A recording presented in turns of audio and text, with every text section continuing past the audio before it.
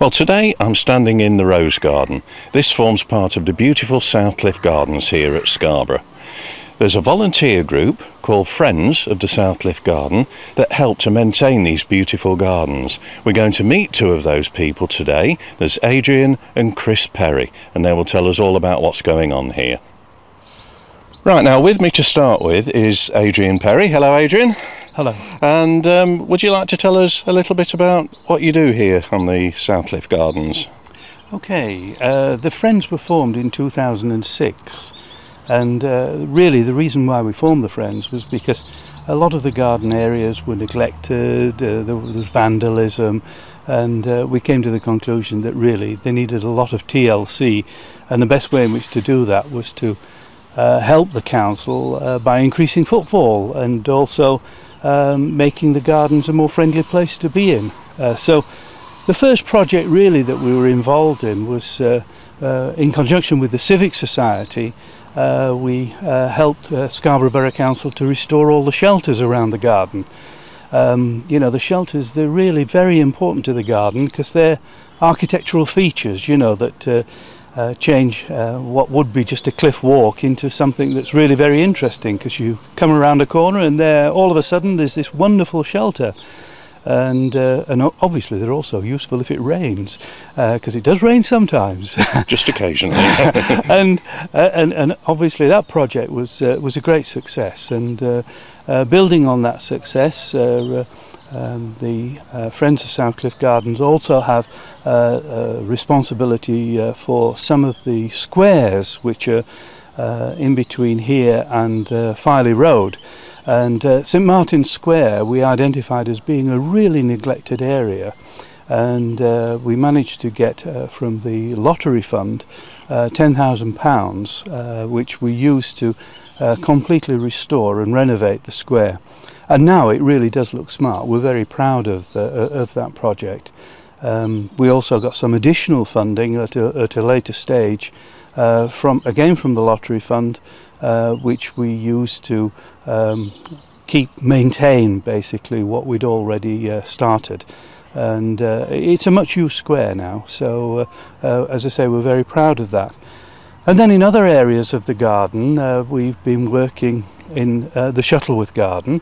That's a super small garden. It was a private garden. It belonged to a gentleman called Shuttleworth, who lived in Red Court, which, you know, is the building which is used for the Royal, the filming of the Royal. Oh, yes. Yeah. And he actually gave that garden to the council, and they over a period of time made various changes. And one of the things that they did in 1937 was they put in there a small miniature garden, which is really super. We could see that that was in poor condition, so we managed to get some funding, and we've done a wonderful restoration job on that, and it's looking very smart. We're very proud of it. Another area of the garden that we've been working in is the Prince of Wales garden, and in Prince of Wales garden we were very fortunate to get funding from one of the local hotels. The Redley Hotel gave us funding to do a lot of work in there and replanting of a rockery, and again we're very proud of that. That's looking very smart now. But of course, when you're looking round for projects, one of the projects that our membership had always been saying to us was important was the Rose Garden, because the Rose Garden, it's a beautiful garden, but it doesn't have enough roses growing in it, and the problem was identified as being that the soil had something called rose sickness, and so even if you replace the roses, they didn't prosper. And so we decided that we would make a major application to the Heritage Lottery Fund for the restoration of the Rose Garden. That was successful. We've got £50,000, and congratulations on that. Yeah, it was a great success, and now of course we have to implement it. The plan is to actually dig out all of the soil down to about 2 foot, take away that soil. It'll be used elsewhere in the gardens where we're not growing roses, of course, but then sort out the drainage, because it did have drainage problems. You know, obviously when something's been a garden's been there for a long time, you get settlement and compacting, and all of those issues needs to be sorted out. To grow roses, you have to put a lot of manure in the base of the garden, so as well as sorting out the drainage, we'll be putting manure in, and we hope to have a lot of manure from the donkeys that are on the beach. Oh, so yes, that could be useful, couldn't it? It really will be a Scarborough job. And so that we put in the manure, and then we relay all the turf and plant all the roses, and we hope that by 2014 that we'll have an absolutely wonderful rose garden. Right, well, thank you very much for telling us that then, and that's been very interesting, and we hope all goes well with the project anyway. Thank you. Well, I'm now standing with Chris Perry, who's another one of the volunteers of Friends of the Southcliffe Gardens, and you're very knowledgeable on the history of these gardens. Perhaps you'd like to tell us a little bit about that? I've been doing some research on the history. We're fairly certain that it started in 1883, and it was a private garden which was developed by a gentleman who lived on the Esplanade at a very grand house called Belvedere. And when he made this garden, he called it Belvedere Gardens, and that name continued for a very long time. He leased the land from the council and made an extensive garden, not just this rose garden, but right down to what we now call the Italian gardens. But in 1912, he decided to relinquish the lease, and that was the end of his input into these gardens. So the council have been maintaining it since 1912. But to me, the remarkable thing is they haven't really changed anything.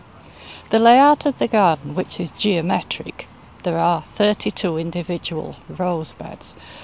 It is unchanged because there is an Ordnance Survey map dated 1892 which shows this exact layout, not changed one little bit.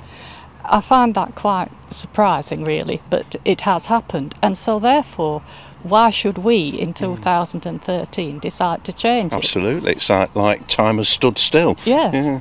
And so we want to recreate the atmosphere of a Victorian rose garden, because 1883 was the heyday of Victorian gardening.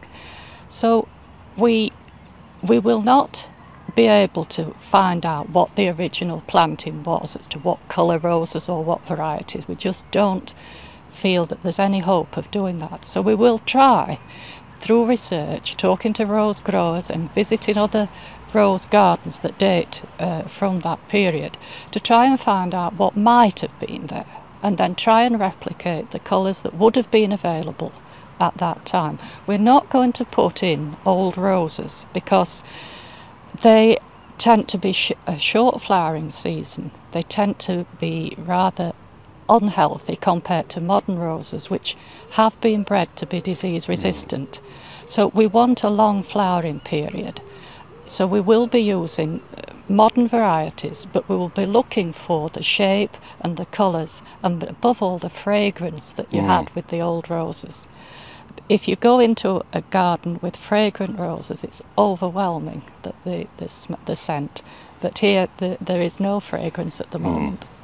From 1912, as I said, the council have been maintaining this, and we've got to a situation now that the roses are not performing well, and people come into the rose garden to enjoy the roses, fundamentally, and so we feel that we have to do this root and branch, pardon the pun, renovation, to just start all over again but maintain the layout. Well, it was really good to meet Adrian and Chris, and we've learnt an awful lot about what's going on here at the Southcliffe Gardens. We will follow the progress here in the Rose Garden over the next few months, and also do more features on the other gardens in this area.